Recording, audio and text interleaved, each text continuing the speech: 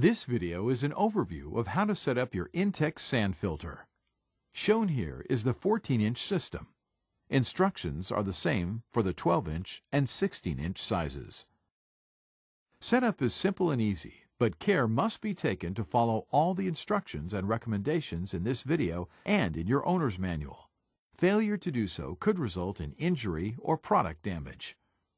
Please follow these recommendations when setting up your filter pump. Choose the location carefully. Once the sand tank is filled with sand, it will be heavy and difficult to move. The filter pump should be as far from the pool as the hoses will allow. Do not place anything near the pump that might impede the flow of air. Good air circulation is important for motor cooling. Do not turn the pump on unless the pool is filled with water to the proper level. Do not operate the pump when there are people in the pool. You will need an electrical outlet within reach of the power cord, but not closer than 6 feet from the pool. You must be able to plug the pump into an electrical outlet without using an extension cord. Use only a GFCI or RCD electrical outlet for safety. If the outlet trips the circuit repeatedly, correct the problem before using the pump. You will also need a Phillips head screwdriver, a level, stable platform which is vibration-free on which to place the system, and either a number 20 silica sand or glass media. Do not use synthetic sand. Be sure to keep children away from sand and glass media, and take precautions against sand and glass dust in the air, which can irritate eyes and lungs. Begin by removing the pump and all accessories from the packaging. Inspect for visible damage, including the laterals at the bottom of the sand tank, to see that they are not damaged. Do not assemble the pump if parts are damaged or missing. For replacement parts, please visit our website at www.intexcorp.com.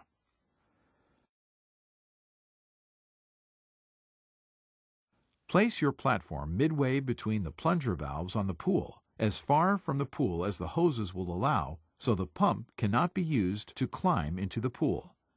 The platform must be placed on a firm, level surface. Place the tank support base on the platform as shown. Then, place the tank on the support base. The tank drain cap should be facing away from the center of the platform. Lower the pump motor assembly onto the tank support base as shown. The water inlet port should face the pool. Some communities require that the filter and pump be secured to the ground. Check your local requirements. Locate the leaf trap pre-filter housing. Unscrew the leaf trap housing collar with a counterclockwise rotation. Remove the cover and O-ring, and take out the filter housing nut and basket.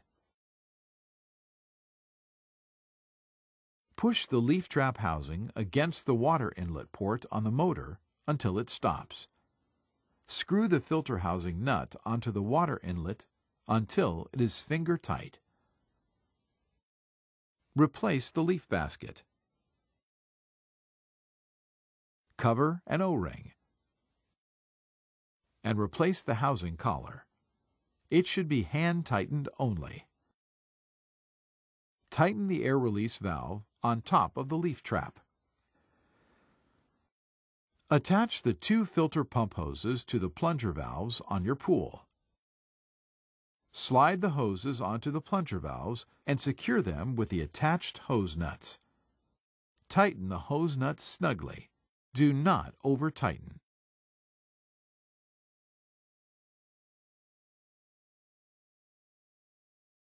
Check that both plunger valves have been turned clockwise to the closed position. Connect the hose leading from the lower plunger valve on the right to the leaf trap inlet port. Tighten the attached hose nut.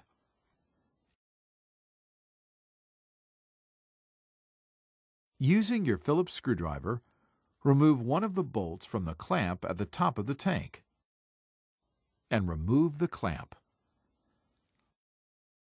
Lift the pipe inside the sand tank until you see the minimum and maximum lines on the pipe. The amount of sand in the tank must be between these two indicators. Replace the pipe. The pipe hub should be centered in the bottom of the tank. To avoid getting any sand in the pipe, place the sand shield over the top of the tank. Sand in the pipe will interfere with the operation of the filter. Refer to the chart in your manual for the quantity of media required for your filter pump. Slowly fill the tank with sand, using approximately half the recommended amount. Carefully remove the sand shield to avoid getting any sand inside the pipe. Then distribute the sand evenly in the tank. Add some water to the tank. This will hold the sand in place when more sand is added. Replace the sand shield and resume filling the tank until the sand is between the minimum and maximum marks on the pipe. Remove the shield and again distribute the sand evenly in the tank.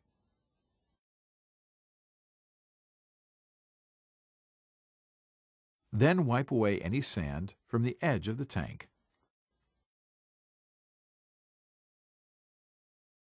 Please consult your manual during the installation of the 6-way valve. Improper installation can be hazardous. Carefully lower the 6-way valve onto the tank, making sure that the pipe inside the tank fits securely into the bypass valve on the bottom. There are 3 hose ports on the 6-way valve. Position the valve so that the port with the cap, the drain waste port, faces away from the pool. The water inlet port will then face the motor, and the valve's water outlet port will face the pool.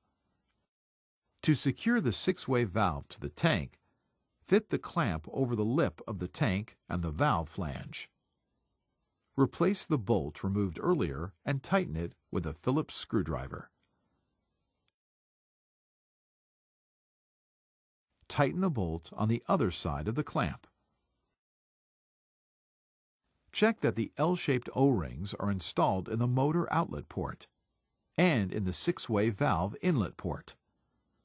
Attach the supplied short hose to the motor outlet port and the 6-way valve inlet port, tightening the hose nuts at each end. Do not over-tighten.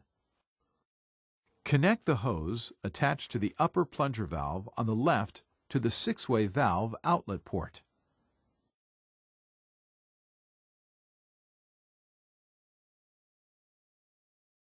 Double-check that the plunger valves are closed.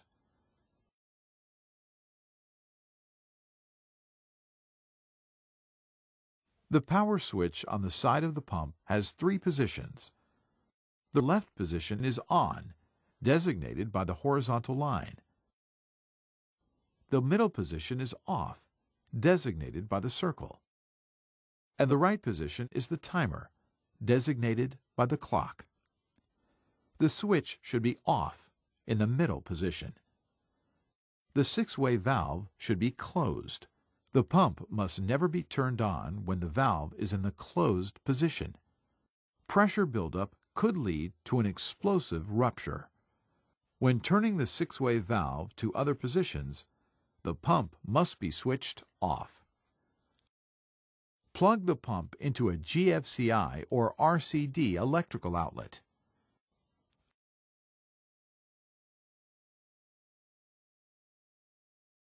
Open the plunger valves by turning the plunger valve handles counterclockwise until they stop.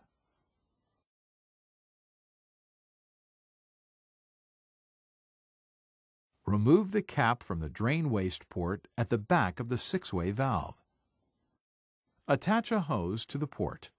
The other end of the hose should lead to a suitable drain. A separate hose is not provided for this port. You may use the hose between the outlet port on the 6-way valve and the upper plunger valve on the left after closing that plunger valve. Once you have connected the hose, depress the 6-way valve handle and turn it to backwash. You must depress the valve handle first, in order to turn it. Backwashing is the first step in flushing dirt and air out of your system. Turn the pump on. Water will circulate through the sand and out the drain waste port, pushing out any dirt or trapped air. Continue in the backwash mode until the water runs clear in the drain sediment window, located next to the drain waste port. Turn the pump off. Turn the 6-way valve to rinse. Turn the pump on and let it run for a minute. This will level out the sand after backwashing. Switch the pump off. Remove the hose from the 6-way valve drain waste port and replace the cap. If you use the hose between the pool and 6-way valve, replace it now and open the plunger valve.